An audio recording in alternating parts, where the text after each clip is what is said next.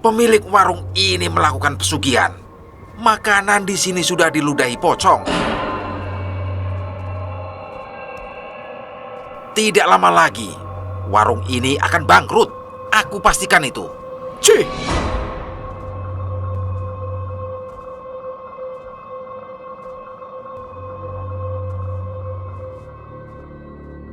Assalamualaikum warahmatullahi wabarakatuh. Kembali lagi bareng Bang Joy di channel Situs Misteri. Untuk kisah kali ini, ada sebuah cerita yang kami ambil dari Twitter. Dari tulisannya Om Ras @ras140217 yang berjudul Pesugihan Ludah Pocong. Dan sebelum kita lanjut ke ceritanya, tekan dulu tombol like video ini. Jangan lupa subscribe dan aktifkan lonceng notifikasinya agar kalian tidak ketinggalan cerita seram dari Bang Joy. Oke, seperti apa untuk kisah kali ini? Langsung saja kita masuk ke ceritanya.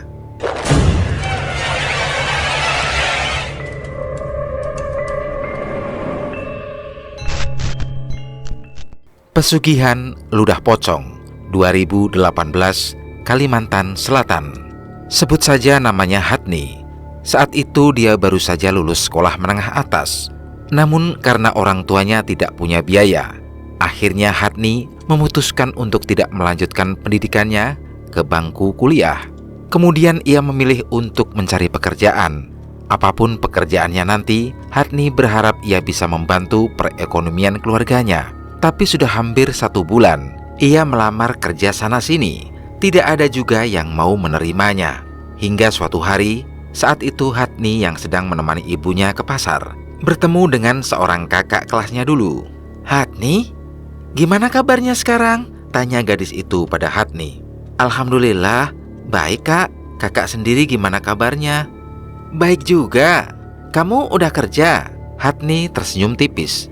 Ia melihat ke arah ibunya yang sedang memilih sayur. "Belum kak, sudah sebulan aku cari kerja kesana kemari, tapi belum ada yang hasil.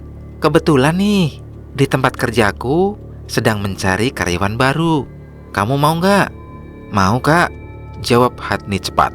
"Tapi kerja di warung makan, nggak apa-apa?" "Nggak apa-apa kak, dimanapun dan apapun pekerjaannya aku siap." "Ya udah, kalau gitu aku langsung telepon bosku dulu ya." Seraya mengeluarkan HP dari dalam tasnya, kemudian sedikit menjauh dari Hadni, mencari tempat yang lebih tenang untuk menelpon. Hadni mengangguk. Terlihat Susi menempelkan HP-nya di telinga. Dan tidak lama kemudian, ia seperti sedang berbicara. Setelah beberapa saat berbicara melalui telepon, Susi pun menghampiri Hadni yang masih berdiri penuh harap. "Kata bosku, kalau memang kamu mau kerja di sana, kamu bisa ikut aku besok. Sekalian kamu lihat-lihat tempat kerja dan membicarakan soal gaji. Gimana?" Dengan cepat Hadni mengangguk, bibirnya tersenyum lebar. "Aku mau kak, aku mau. Terima kasih ya kak. Semoga dengan pekerjaan ini aku bisa membantu orang tuaku," ucap Hadni. Susi tersenyum. "Pasti kamu bisa. Besok aku jemput kamu ya?" ujar Susi. "Nggak usah kak, biar aku yang ke rumah kakak. Kasihan kakak kalau harus ke rumahku. Kan aku yang mau ikut. Jadi sudah wajar kalau aku yang nyamperin kakak." "Nggak apa-apa, aku pakai motor kok. Nggak capek. Kalau kamu kan jalan kaki, capek nanti." "Makasih banyak ya kak." "Iya, ya udah. Aku mau lanjut cari barang-barang dulu ya," ujar Susi seraya pamit pada Hadni. "Baik ya temanmu itu," ujar ibunya seraya memasukkan sayuran yang dibeli ke dalam bakul. Hadni mengangguk, mengiyakan perkataan ibunya. Di keesokan harinya, pagi-pagi sekali Hadni sudah siap. Ia menunggu Susi sambil duduk di teras rumah. Susi datang dengan mengendarai motor Miusul GT berwarna biru. Ia tersenyum sambil melambaikan tangan pada Hadni yang langsung berdiri menghampirinya. "Sudah siap?" tanya Susi. "Sudah kak." "Bu, kami berangkat ya," pamit Susi pada ibunya Hadni yang sedang menjemur pakaian. "Hati-hati ya kalian berdua, jangan laju-laju." Di perjalanan, tak banyak yang mereka bicarakan, karena keadaan pada saat itu tidak mendukung untuk mengobrol. Sebab Hatni yang duduk di belakang banyak hahoh-hahoh saat diajak bicara, karena memang Susi membawa motor dengan kecepatan tinggi. Sekitar 1 jam perjalanan, akhirnya mereka berdua tiba di warung makan tempat Susi bekerja. Saat itu, suasana warung makan masih sepi, dan karyawannya pun masih bebersih meja dan lain-lain. Susi mengajak Hatni untuk masuk. Bangunan itu memiliki 2 tingkat. Di lantai 1 digunakan untuk warung, dan lantai 2-nya digunakan sebagai tempat menyimpan barang-barang seperti piring, gelas, dan lain-lain. Bos pemilik warung makan tersebut menyambut Hatni dengan sangat ramah. Hatni ditanyai berbagai hal yang berhubungan dengan perdapuran.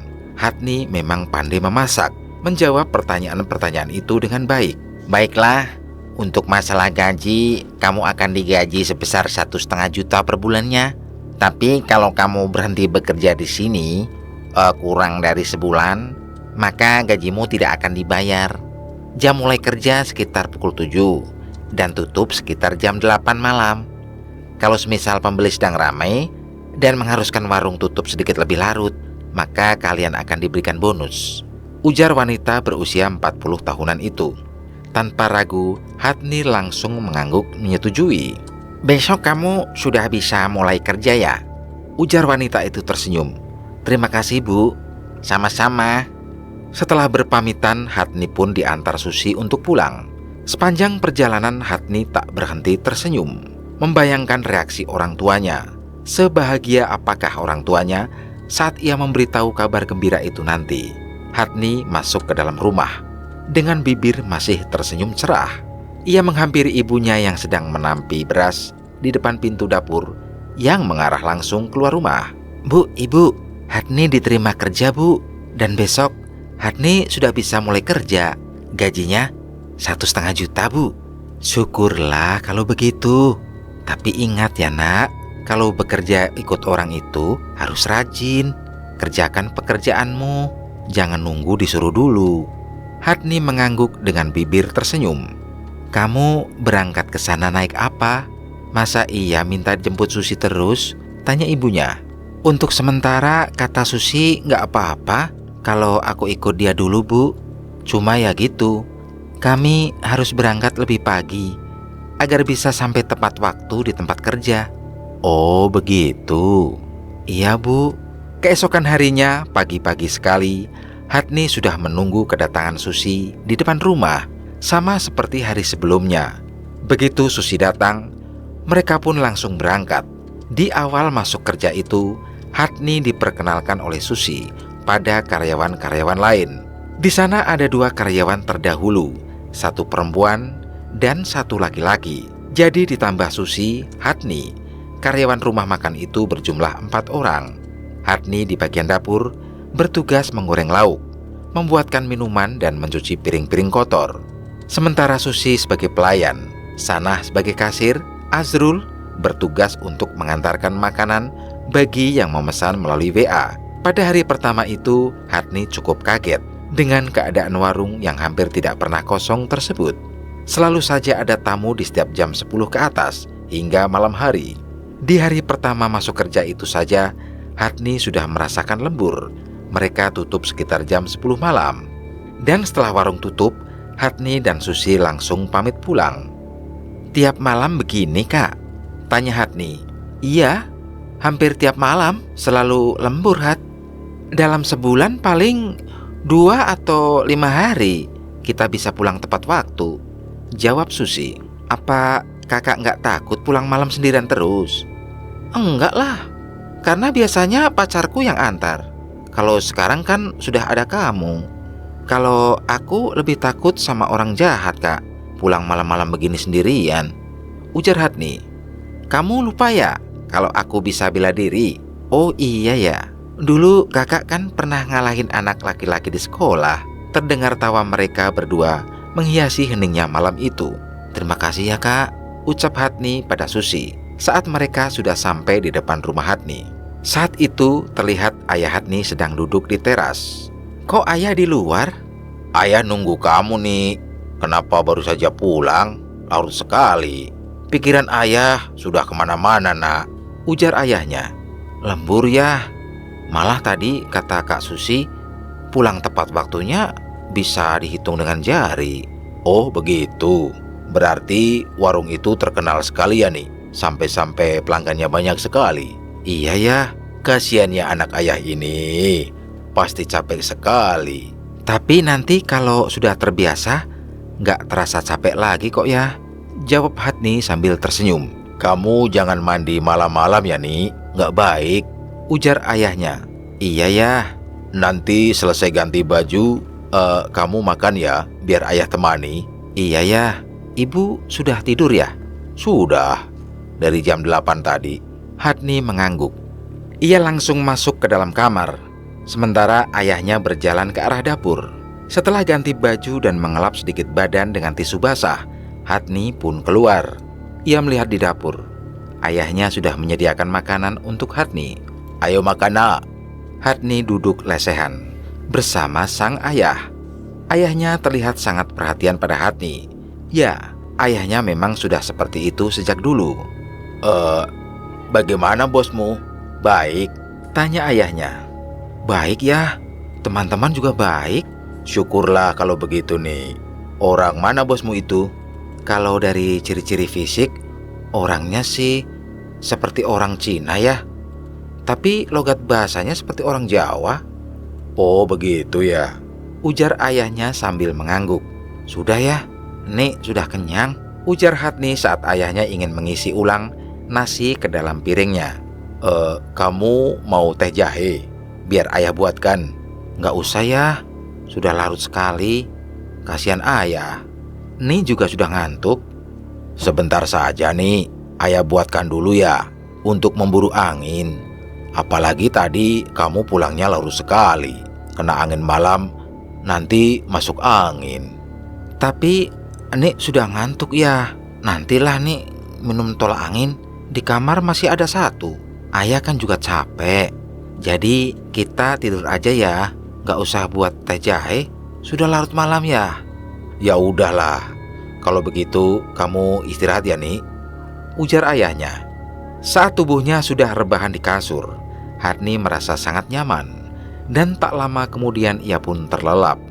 Sama seperti sebelumnya, pagi itu Susi datang menjemput Hatni. Lalu mereka berdua berangkat kerja bersama-sama. Sesampainya di tempat kerja, mereka melihat warung sudah buka. Dan bos mereka sedang duduk-duduk di salah satu kursi sambil bermain HP. Susi, Hatni, kemari sebentar, panggil bos mereka. Ada apa bu? Tanya keduanya setelah mendekat. Hari ini saya mau pergi, mungkin malam baru pulang.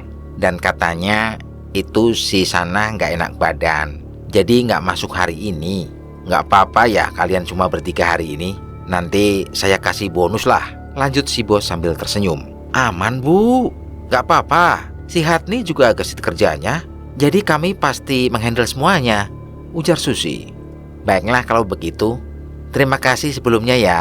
Oh iya, nanti semisal kalian lapar, gunakan saja uang di laci kasir untuk beli makanan ya. Baik bu, jawab keduanya. Setelah itu bos mereka pun berpamitan untuk pergi. Kenapa mesti beli makanan di luar kak? Kan di sini juga warung makan. Iya, biasanya memang begitu. Di saat jam makan, bos selalu beli makanan di luar untuk karyawan. Aku juga kurang tahu alasannya. Hatni mengangguk. Ia berpikiran kalau bosnya mungkin saja pelit. Sebab makanan-makanan yang dijual di warung itu lumayan mahal. Berbeda kalau beli ayam geprek di luar, yang harganya cuma 8 hingga 10 ribu seporsi. Zrul, tolong ambilkan kecap dan satu lusin piring baru. Yang untuk naruh sate itu ya Zrul. Ini piringnya sudah banyak yang pecah, ujar Susi menyuruh Azrul yang baru saja datang. Tanpa berkata apa-apa, Azrul lantas mengambil kunci pintu lantai atas. Hatni yang sedang menyapu melihat ke arah Azrul yang sudah menaiki tangga. Tangga itu tepat berada di samping toilet yang diperuntukkan untuk pembeli. Namun tidak lama setelah Azrul naik, tiba-tiba Azrul berlari, turun dengan wajah ketakutan. Kamu kenapa? Tanya Susi. Enggak apa-apa, aku kebelet BAB. Kamu ambil sendiri saja ya, ujar Azrul. Dasar, gerutu Susi. Yuk Hat, ke atas, ajak Susi kemudian. Hatni nurut-nurut saja. Ia langsung meletakkan sapunya dan ikut naik ke atas bersama Susi. Saat berada di lantai atas itu, Hadni merasa hawanya agak beda. Bulu kuduknya tiba-tiba merinding saat masuk ke sana. Lantai atas itu memiliki luas setengah dari lantai bawah. Di sana juga ada 2 kamar. Itu kamar untuk apa, Kak? Tanya Hadni. Kamar yang ini untuk karyawan. Semisal ada yang mau nginap di sini, gratis. Kalau yang satunya aku nggak tahu untuk apa. Nggak pernah dibuka soalnya. Hadni mengangguk. Kemudian ia membantu Susi mencari barang-barang yang dicarinya. Barang-barang untuk stok itu berada di rak samping kamar yang diperuntukkan untuk karyawan. Setelah selesai mengambil barang-barang yang diperlukan, mereka pun turun. Azrul terlihat menatap mereka dengan tatapan aneh, sambil sesekali ia mengarahkan pandangannya ke arah atas. "Kenapa kamu, Zrul?" tanya Susi. Nggak apa-apa. Jawab Azrul seraya berbalik badan dan meletakkan tempat sampah yang sepertinya baru saja ia cuci. Hot, Panggil Azrul. "Iya." udah lupain aja. "Apa sih? Kalau ada yang mau diomongin, omongin aja." "Kenapa?" tanya Hadni. Azrul tertawa. Pasti kamu penasaran kan? Aku cuma sengaja kok mau bikin kamu. Hadni hanya bisa menatap Azrul dengan kesal sambil mengomel dalam hati. Hari itu berjalan seperti biasa. Warung ramai kedatangan para pembeli yang mengantri menunggu giliran untuk makan di warung tersebut. Hari itu Hadni disuruh oleh Sanah untuk mengambil nampan baru di lantai atas. Hadni yang memang paling muda di sana menjadi sering disuruh-suruh oleh Sanah. Namun bagi Hadni itu tidak masalah. Selagi ia bisa mengerjakan apa yang disuruh, maka ia akan menurutinya. Saat pintu utama lantai atas itu terbuka, Hadni mencium aroma aneh yang menyengat memenuhi ruangan itu. Saat Hadni sedang fokus untuk mencari nampan, tiba-tiba terdengar suara orang batuk. Awalnya, Hadni mengira kalau itu mungkin suara dari bosnya yang memang setiap pagi naik ke lantai atas. Namun sesaat kemudian, Hadni terpaku saat ia menyadari kalau tadi pintu utama lantai atas dikunci dan ia sendiri yang membukanya. Seketika Hadni langsung menoleh ke belakang. Untungnya tidak ada siapa-siapa di sana. Hadni merasa lega, tapi hanya untuk sesaat saja. Karena tepat ketika Hadni kembali menoleh ke depan, ada sesosok putih melayang-layang di depannya. "Ah!" teriak Hadni sembari berlari keluar dari ruangan tersebut. Hadni menuruni tangga dengan cepat. Saat sampai di bawah, terlihat Azrul langsung menghampirinya. Kamu kenapa? Tanya Azrul. Ada hantu di atas. Shh, jangan keras-keras. Kalau ketahuan bos, nanti kamu yang dimarahi. Ujar Azrul seraya menempelkan tangannya di bibir. Atur dulu nafasmu. Kalau sudah tenang, kita lanjutkan pekerjaan kita. Nanti setelah pulang, aku akan ceritakan apa yang aku tahu padamu. Hari itu sekitar pukul 11 malam. Warung baru saja tutup. Karena tutup terlalu larut malam, alhasil Azrul dan Hadni tidak jadi bertemu. "Kamu kenapa, Had?" tanya Susi. "Nggak apa-apa, Kak. Aku capek aja." "Had, minggu depan aku lamaran. Nanti kamu datang ya? Ajak sekalian ibu dan ayahmu," ujar Susi. "Wah, selamat ya, Kak. Aku janji bakal datang, Kak," ujar Hadni. Malam itu seperti biasa, ayah Hadni sedang menunggunya di teras rumah. Saat Hadni datang, sang ayah langsung berdiri menyambutnya. Ayah siapkan makanan ya. Kamu ganti baju dulu, ujar ayahnya. Hadni mengangguk. Lalu ia berjalan masuk ke dalam kamar. Sementara ayahnya ke arah dapur untuk menyiapkan makanan Hadni. Saat sudah di dapur, Hadni termenung melihat makanan di dalam piringnya. Ada apa nih? Apa kamu ada masalah? Tanya ayahnya. Hadni menatap sang ayah. Kemudian tanpa ragu ia menceritakan apa yang ia lihat di lantai atas warung tempat ia bekerja itu. Setiap tempat memang ada penghuninya. Tapi ayah rasa penghuni di sana hanya kebetulan saja menampakkan diri padamu. Mungkin mereka ingin berkenalan, ujar ayahnya Hadni. Selama mereka tidak mengganggu, biarkan saja. Toh di dunia ini kita memang hidup berdampingan dengan mereka kan? Ayo makan dulu, lanjut ayahnya sembari menunjuk piring milik Hadni. Keesokan harinya, Hadni dijemput Susi seperti biasa. Mereka tiba di warung sedikit terlambat. Saat itu, Azrul sudah menyapu warung dan mengelap meja. Sementara bos mereka tidak terlihat di sana. Mungkin si bos sedang berada di lantai atas, karena memang seperti itu biasanya. Hari itu berjalan seperti biasa, dan di malam harinya, pembeli masih banyak berdatangan. Hadni masih asik dengan penggorengan. Sementara Susi juga terlihat sibuk mengantar makanan dan membersihkan meja yang baru ditinggalkan oleh pembeli. Tiba-tiba, saat mereka sedang sibuk dengan pekerjaannya masing-masing, terdengar suara seorang anak kecil. Mungkin saat itu usianya sekitar 5 tahunan. Ia berteriak dan menunjuk ke samping ibunya sambil terus mengulang-ulang kata-kata yang sama. Pocong! Ada pocong! Teriaknya. Otomatis orang-orang yang sama-sama sedang makan di warung itu langsung menoleh. Mungkin sebagian merasa risih dan terganggu dengan teriakan histeris dari anak tersebut. Orang tua si anak pun terlihat berusaha untuk menenangkannya. Saat bos mendekat ke arah si anak itu semakin histeris.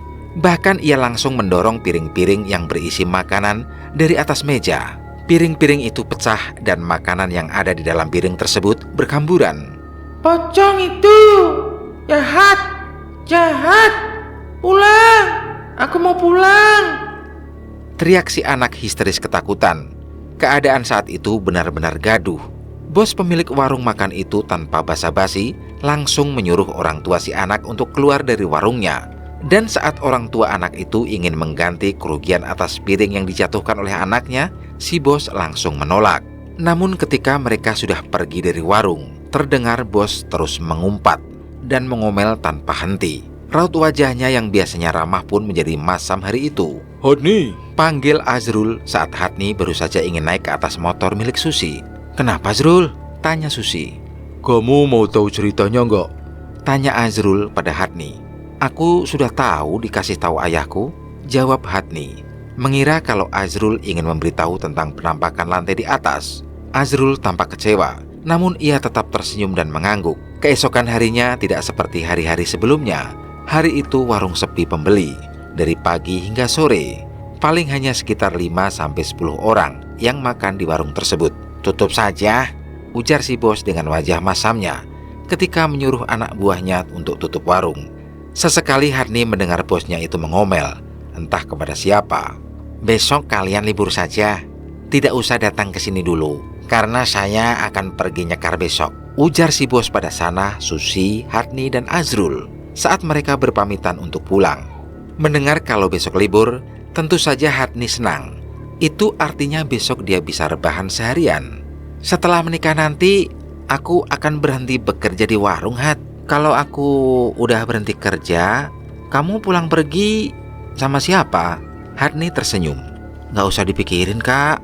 Aku mungkin akan izin sama bos untuk tidur di sana, jawab Hadni. Kamu yakin berani sendirian di sana? Tanya Susi. Hadni mengangguk. Bukan maksudku menakut-nakuti kamu, tapi warung itu rada angker. Kami semua pernah melihat penampakan pocong di sana, tapi tidak ada yang berani cerita. Karena kalau sampai ketahuan bos, bisa-bisa kita diberhentikan. Aku berani kok, Kak. Kakak tenang saja, jawab Hadni meyakinkan. Susi tak bisa berkata apa-apa lagi selain mengiyakan, karena ia juga tidak mungkin antar jemput Hadni. Hari itu Hadni berangkat kerja dengan membawa tas berisi baju-bajunya. Ya, Hadni akan tidur di lantai atas warung itu. Dan memang sebelumnya ia sudah diperbolehkan untuk menginap di sana secara gratis. Namun baru di malam pertama ia tidur di tempat itu, Hadni sudah merasakan gangguan-gangguan. Mulai dari terdengar suara-suara langkah kaki dari pintu yang dibuka tutup, sampai suara batuk-batuk yang terdengar tepat di depan pintu kamar yang Hadni tempati. Aku tidak mengganggu kalian, jadi kalian juga jangan menggangguku, ujar Hadni pelan. Dan setelah Hadni berkata seperti itu, suara-suara tersebut pun menghilang. Di keesokan harinya, Hadni bangun pagi-pagi sekali. Ia mulai membersihkan area halaman warung sembari menunggu bosnya datang. Bagaimana tidurmu? Nyenyak? Tanya si bos saat ia melihat Hadni sudah bekerja. Nyenyak, Bu. Tentu saja, apalagi kalau sendirian. Tidur tidak ada yang mengganggu. Betul kan? Betul, Bu. jawab Hadni. Hari itu warung ramai sekali. Bahkan sampai jam sudah menunjukkan pukul 11 malam, pembeli masih terus ramai berdatangan. Dan sekitar pukul 1 malam, barulah warung tutup. Sanah dan Azrul pamit pulang lebih dulu. Sementara Hadni masih berada di warung untuk membantu bos. Kamu tidur saja, Hadni. Kamu juga harus istirahat untuk besok lagi, ujar bosnya seraya menghitung uang. Baik bu, ucap Hadni seraya menaruh kain lap yang dipegangnya. Hadni berjalan menaiki tangga. Saat ia baru saja membuka pintu kamarnya, tiba-tiba terdengar suara orang yang sedang batuk di belakangnya. Hadni kaget, namun ia tidak berani untuk melihat ke belakang. Akhirnya, cepat-cepat Hadni masuk ke dalam kamar, lalu mengunci pintunya rapat-rapat. Tanpa mengganti pakaiannya, Hadni yang sudah ketakutan itu langsung tidur. Akan tetapi, baru saja ia memejamkan mata, tiba-tiba ia merasa seperti ada orang yang naik ke atas tempat tidurnya. Hadni yang masih setengah sadar itu pun lantas membuka penutup wajahnya untuk melihat siapa yang berbaring di sampingnya saat itu. Waktu Hadni membuka matanya dan menoleh ke samping, seketika ia dibuat sangat kaget sekaligus ketakutan saat melihat sosok pocong dengan wajah hitam gosong berbaring tepat di sampingnya. Namun ketika Hadni hendak berteriak, suaranya tidak bisa keluar dan tubuhnya terasa lumpuh. Yang bisa Hadni lakukan saat itu hanya berdoa meminta pertolongan pada Tuhan. Hadni menangis dan tubuhnya sudah dipenuhi keringat dingin. Suara batuk itu kembali terdengar dan bersamaan dengan itu perlahan-lahan tubuh Hadni mulai bisa digerakkan kembali. Saat sudah bisa bergerak, Hadni langsung duduk. Ia takut untuk tidur kembali. Sementara kalau keluar pun ia tak tahu mau kemana. Jadi mau tidak mau, Hadni duduk diam mendengarkan semua suara-suara aneh yang ada, sambil berharap malam lekas berlalu. Suara azan subuh terdengar. Hadni bergegas keluar kamar dan turun ke bawah. Ia memutuskan untuk duduk di sana sampai hari benar-benar terang. Kebetulan hari itu Azrul datang pagi-pagi sekali. Jadi Hadni langsung meminta ditemani naik ke atas mengambil baju. Awalnya Azrul hendak menolak karena takut nanti ketahuan bos dan mereka malah akan dituduh berbuat macam-macam di sana. Namun kata Hadni, Azrul cukup berdiri di depan pintu utama saja, tidak perlu ikut masuk ke dalam kamarnya, jadi tidak akan dituduh macam-macam. Akhirnya mau tak mau Azrul pun mengiyakan. Untungnya tidak ada hal-hal aneh yang terjadi. Ayo, ujar Hadni seraya membawa tentengan plastik berwarna putih berisi baju bersih. Saat Hadni mandi, Azrul menyapu halaman warung. Dan ketika Hadni selesai mandi, mereka berdua pun mulai bekerja sambil sesekali mengobrol. Tidak lama, bos mereka pun datang. Azrul, tolong ambilkan mangkok baru 2 lusin ya. Ini mangkoknya sudah tidak layak untuk disuguhkan, ujar bos mereka pada Azrul. Azrul menatap Hadni. Aku temani yuk Zrul. Kebetulan aku juga mau ambil barangku di atas, ujar Hadni yang paham dengan maksud tatapan Azrul. Terdengar suara pintu kamar Hadni terbuka, padahal tidak ada siapa-siapa di sana selain mereka berdua. Hadni dan Azrul saling tatap-tatapan. Kamu berani sekali ya, Ni? Ujar Azrul cepat-cepat mengambil mangkok yang dipinta bosnya tadi. Aku terpaksa, Zrul. Susi kan sudah berhenti. Mau nikah dia. Sementara selama ini aku ikut nebeng sama dia kan. Kalau dia nggak ada, aku nggak ada kendaraan untuk pulang pergi. Angkutan umum jurusan ke desaku nggak sampai malam. Azrul mengangguk, lalu cepat-cepat keduanya keluar dari ruangan tersebut sambil membawa mangkok baru yang masih terbungkus plastik. Siang itu saat pembeli masih sangat ramai dan mengantri, tiba-tiba terdengar seseorang melempar piring yang ada di depannya sambil berkata kasar. Anjir, apaan ini? Ada apa, Pak? Tanya Azrul yang kebetulan baru selesai mengantarkan pesanan milik orang di salah satu meja yang tak jauh dari orang tersebut. Pemilik warung ini melakukan pesugihan. Makanan di sini sudah diludahi pocong, ujar orang itu seraya menatap ke seluruh pengunjung warung makan. Mendengar adanya keributan itu, si bos langsung keluar. Saat mendengar ucapan orang itu, si bos marah besar. Ia mengatakan bahwa orang itu sebenarnya tidak punya uang untuk bayar makanannya. Makanya dia memfitnah macam-macam agar bisa makan gratis. Tidak lama lagi warung ini akan bangkrut. Aku pastikan itu. Cih! Ujar orang tersebut sambil meludah.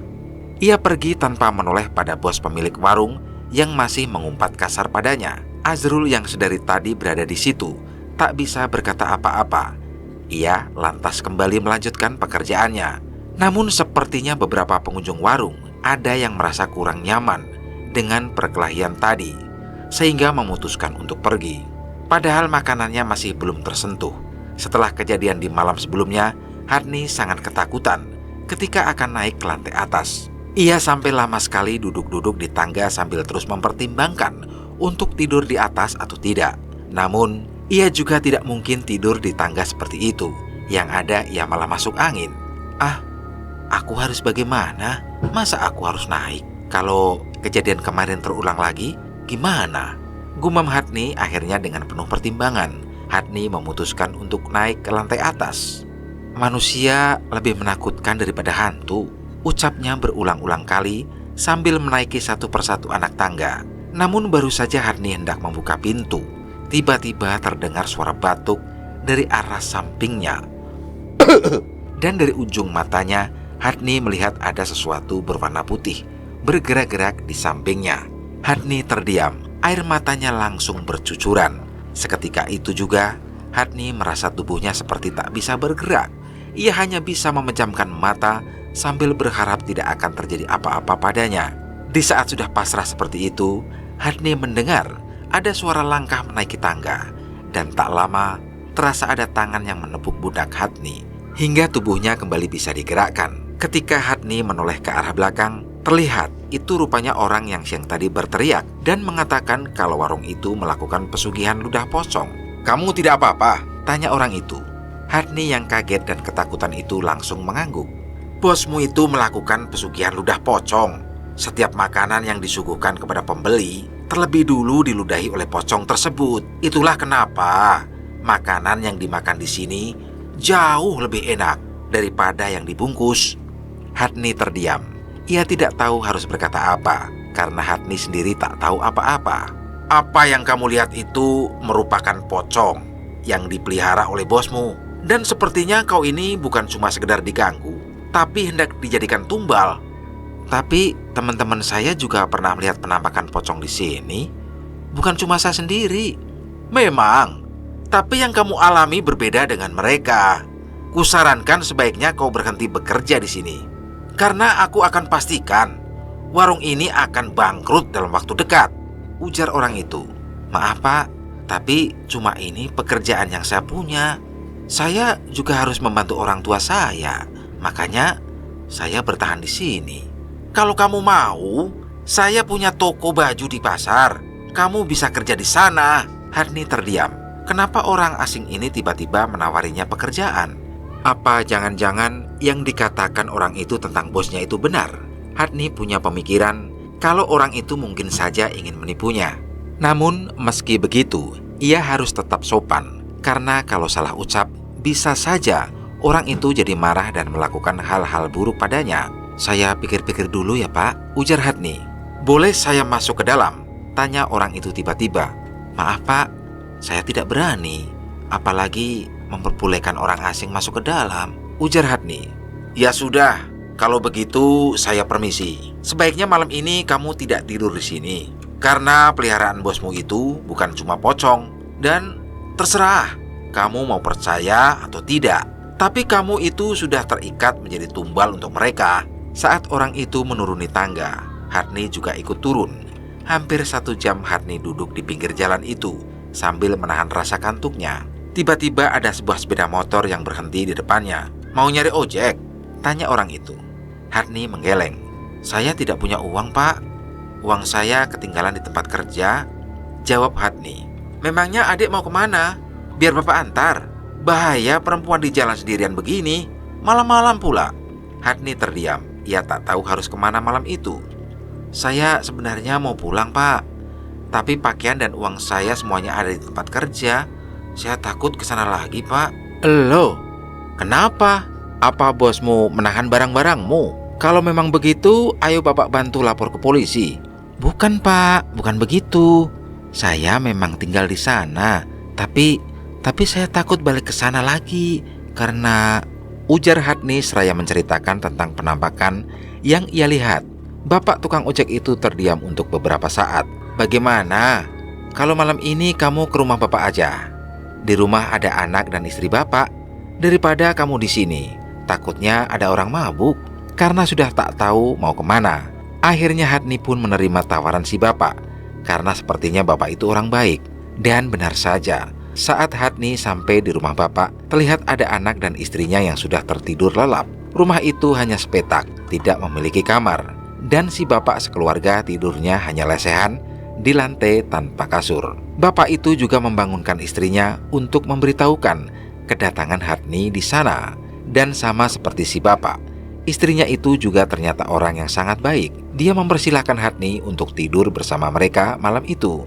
Karena Hadni sudah sangat mengantuk, jadi tak butuh waktu lama untuk tertidur. Dalam mimpinya, Hadni melihat orang tuanya menangis. Dan di hadapan kedua orang tuanya itu juga terlihat ada Hadni yang sudah dipocongi. Nafas Hadni seketika terasa sesak. Saat ia membuka mata, tiba-tiba ia merasa tubuhnya tak bisa digerakkan. Beruntungnya istri si bapak tukang ojek yang tidur di sebelahnya tersebut menyadari hal itu. "Hadni, bangun! Hadni! Hadni!" panggilnya sambil menggoyang-goyangkan tubuh Hadni. Hadni merasa kalau tubuhnya digoyang-goyangkan seperti itu, namun ia tidak bisa bergerak. Hadni juga mendengar saat istri tukang ojek itu membangunkan suaminya untuk membantu menyadarkan Hadni. Tubuh Hadni sudah basah oleh keringat dingin. Tapi meski begitu, ia masih belum bisa menggerakkan tubuhnya. Padahal ia sudah berusaha sekuat tenaga agar bisa bergerak. Tiba-tiba terdengar si bapak tukang ojek keluar rumah.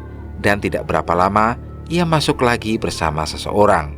Astagfirullahaladzim, ucap orang itu. Hadni dapat merasakan kalau ada seseorang yang menyentuh kepalanya. Dan perlahan-lahan, sekujur tubuhnya mulai terasa ringan dan kembali bisa digerakkan. Hadni menoleh kiri dan kanan. Ia melihat si bapak tukang ojek dan istrinya yang terlihat cemas. "Istirahatlah, besok akan bapak antar kau pulang ke rumahmu," ujar si bapak tukang ojek pada Hadni. Setelah kejadian yang terjadi padanya itu, Hadni semakin ketakutan untuk tidur. Takut kalau sampai kejadian yang sama berulang dan menyebabkan hal-hal yang tidak diinginkan. Keesokan paginya, Hadni diantar si bapak ke warung untuk mengambil pakaian dan uangnya. Si bos yang sudah ada di sana langsung memarahinya akibat meninggalkan tempat itu dalam keadaan pintu utama lantai atas tak terkunci. Akibatnya, ada orang yang masuk ke dalam dan mengacak-acak kamar yang dikunci itu. Entah apa yang hilang. Yang pasti, saat itu Hadni dimarahi habis-habisan. Dan karena hal itu juga, Hadni memutuskan untuk berhenti bekerja di warung tersebut. Sepanjang jalan Hadni menangis karena kehilangan pekerjaan dan sakit hati setelah dimarahi oleh bosnya. Sesampainya di rumah, terlihat ayahnya yang saat itu hendak pergi ke ladang tengah memakai sepatu botnya. Ayahnya menyambut Hadni dengan raut wajah senang. Ia juga mempersilahkan bapak tukang ojek untuk masuk ke dalam rumah. "Maaf pak sebelumnya pak, tapi kata orang yang semalam membantu Hadni ini, katanya ada beberapa makhluk halus yang mengikuti Hadni. Karena Hadni ini sudah dijadikan tumbal dan makhluk-makhluk itu tinggal menunggu masa panennya saja," ujar si bapak. Ayahnya Hadni melongo, kaget bercampur rasa tidak percaya dengan apa yang dikatakan oleh bapak si tukang ojek. Kalau bisa saat Hadni tertidur, taruh cermin dan gunting di dekat kepalanya. Dan lebih bagus lagi kalau dikasih kelambu hitam, supaya makhluk-makhluk itu tidak bisa melihatnya. Ini maksudnya tumbal apa pak?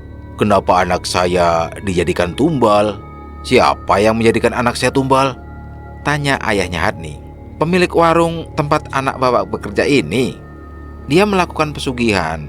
Dia juga memelihara makhluk-makhluk seperti itu yang bertujuan untuk kelancaran usahanya. Dan sebelumnya pun mungkin sudah pernah ada yang jadi tumbal. Hanya saja tidak ketahuan. Ayahnya Hadni terlihat mengelus dada. Jadi bagaimana anak saya ini pak? Anak saya tidak akan mati kan pak? Tanya ayahnya Hadni. Kata orang yang membantu Hadni semalam, dia akan urus semuanya. Tapi seperti yang saya katakan tadi pak, Hadni tetap harus dijaga juga ya pak. Baik pak. Setelah si bapak tukang ojek itu pamit pulang, orang tua Hadni langsung menangis sambil memeluk anak mereka. Mereka tak menyangka bahwa niat baik Hatni untuk membantu orang tua akan jadi seperti itu. 3 hari kemudian, si bapak tukang ojek datang lagi ke rumah Hatni. Ia mengabarkan kalau pemilik warung bekas tempat Hatni bekerja itu mengalami kecelakaan dan meninggal dunia 2 hari yang lalu. Dan katanya juga, Hatni diminta oleh orang yang membantunya itu untuk bertemu karena katanya aroma tumbal pada diri Hatni masih ada dan itu harus diputus atau dihilangkan agar aroma itu tidak mengundang lebih banyak makhluk-makhluk lain untuk mengganggunya. Hatni dan orang tuanya yang tidak tahu apa-apa itu pun langsung setuju. Saat itu, kata Hatni, apapun akan ia lakukan agar bisa terbebas dari gangguan yang kian hari semakin ekstrim tersebut. Pada hari yang sudah ditentukan, si bapak tukang ojek datang bersama seorang laki-laki. Orang itu ternyata adalah laki-laki yang pernah mengamuk di warung tempo hari. Orang yang mengatakan kalau pemilik warung itu melakukan pesugihan. Setelah berbasa-basi, orang itu menatap Hatni. Malam itu, akulah yang meminta Pak Rohman ini untuk mengantarmu pulang. Tapi ternyata kau dibawa ke rumahnya. Dan aku jugalah orang yang menerobos masuk ke dalam ruangan itu. Maaf, karena sudah membuatmu dimarahi. Tapi andai tidak seperti itu, kau mungkin tidak akan selamat. Karena itu juga, pemilik warung itu akhirnya meninggal akibat ulah dari peliharaannya yang marah. Hatni masih terdiam mendengarkan. Begitu juga dengan orang tuanya.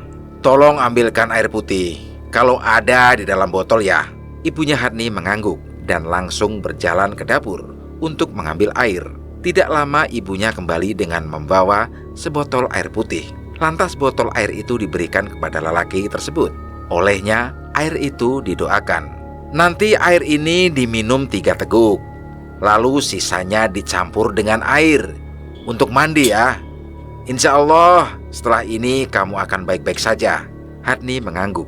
Setelah ini kalau kamu mau kerja di tempat saya juga boleh. Di toko pakaian, di dalam pasar, ujar orang itu sambil tersenyum. Terima kasih Pak, tapi sepertinya saya tidak ingin bekerja dulu untuk beberapa waktu ke depan, jawab Hatni dengan kepala menunduk. Iya, saya paham betul perasaanmu. Baiklah kalau begitu, saya pamit pulang dulu ya. Terima kasih banyak atas bantuan Bapak ya. Kami sekeluarga berhutang budi pada Bapak, ucap ayahnya Hatni. Tidak perlu dipikirkan Pak, saya ikhlas membantu. Hari-hari berlalu.